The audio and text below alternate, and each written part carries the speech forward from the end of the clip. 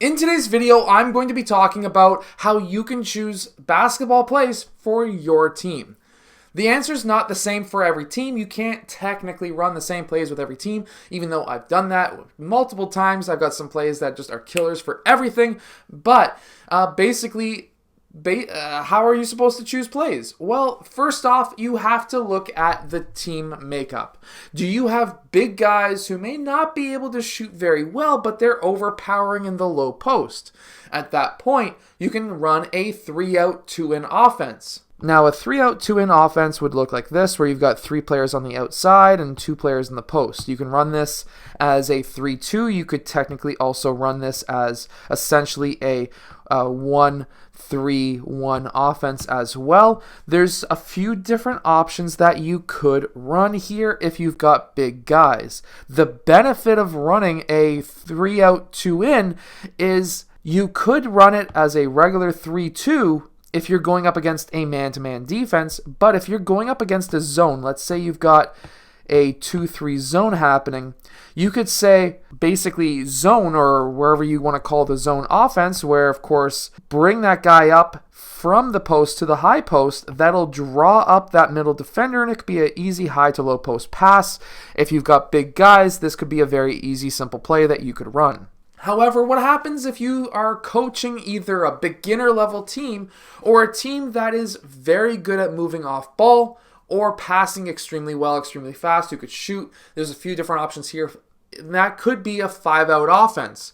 Really quickly, you could check out my complete guide to the 5-out offense down in the description below. But with the 5-out offense, it's a super simple offensive set. You can make it more difficult for older age groups with elevator screens and things like that.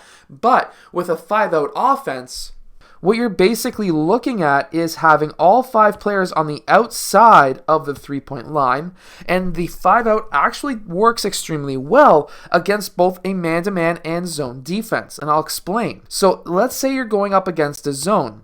Player 1 passes over to player 3. This would then be, of course, the zone for the 2-3. After player 1 passes, he can cut, and that could be a quick pass in to player 1. Now, if he goes and attacks the rim, that's potential for a layup, but if player 5 is able to rotate over, then that will not be open.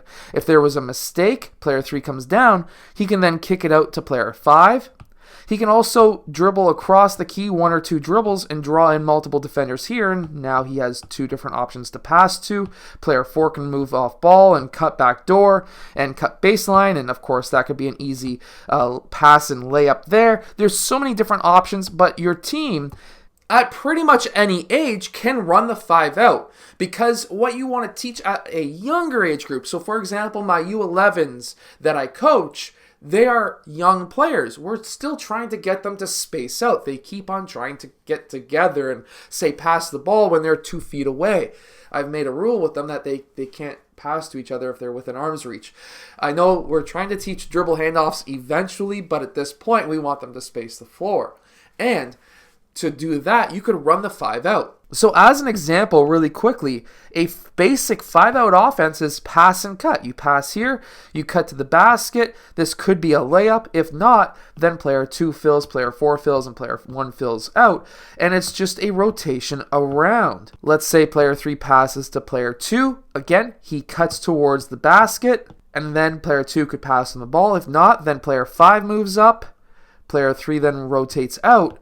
And it's super simple to run. And there's obviously more complex plays. You can pass and screen away, which is another great play, and we will be running that eventually with my U11s as well. And what you're doing here is a pass and screen away. You're screening away. Player 4 uses that screen. Player 2 rolls towards the basket, which then gives player 5 2 different options to pass to. And once that roll happens, let's say neither of these players are open, player 1 fills out or up, player 2 fills out, and now it's the same thing. Player 5 passes over here, screens away, player 4 uses, player 5 rolls, and of course now you've got multiple different options yet again. Now, if you find that your team doesn't pass the ball very well, or they just don't move off ball very well, let's say you're trying to run the 5-out, they pass and they just kind of stand there like, yep, what am I supposed to do again?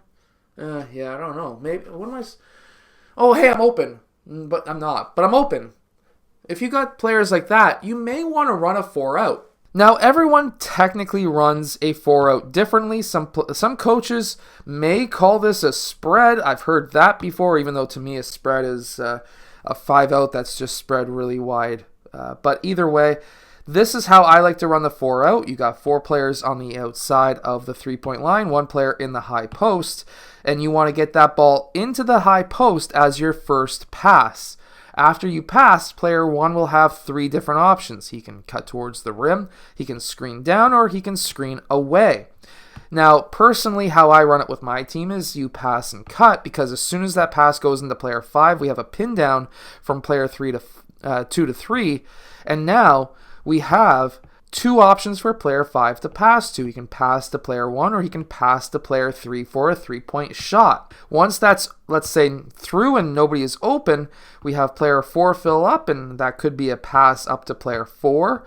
And if that happens, player 5 could screen away. We don't have this running like this yet, but he could. Player 3 could then cut towards the basket, and that could be an opening. And then player 2 would fill up. Player 3 would fill out if that wasn't an option. Player 5 would then show to the high post again, pass, cut, and you can just continue to run through this play over and over and over and over again. But again, you have to choose plays that will work with your team. There is a horns play that I find works with every single team that I coach, and I'm going to be running that until I can't anymore, because it incorporates a high to low post pass that is just absolutely deadly and kills zones like there is no tomorrow. And I'm going to be creating a book on the horns offense as well, but really, to be honest with you, the 5-out is a very good basic offense to teach at first, and then you can get into more complex plays later on through the season.